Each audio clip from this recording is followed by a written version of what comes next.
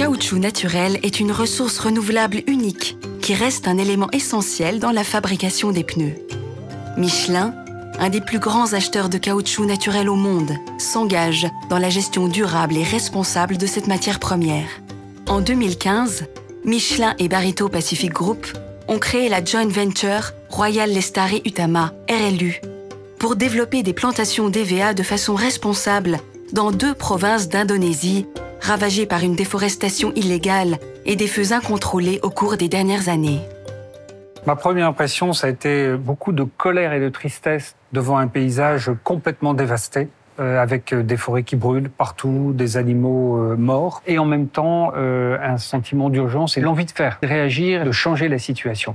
Et je me suis dit que nous avions devant nous un énorme défi à relever. La taille du projet, on parle de 90 000 hectares, c'est une taille supérieure à Singapour, l'équivalent de la petite couronne parisienne. Socialement, une forte précarité, des gens qui vivaient dans des conditions insalubres.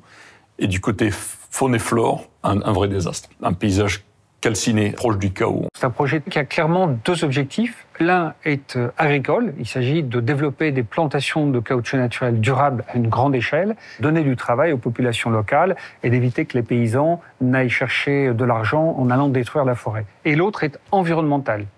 Protéger ce qu'il reste de forêt tropicale, replanter la forêt là où elle est détruite et restaurer l'habitat animal. L'idée est vraiment d'avoir un projet intégré, fourneur de l'emploi durable, donner une perspective aux habitants, protéger faune et flore et constituer un investissement rentable.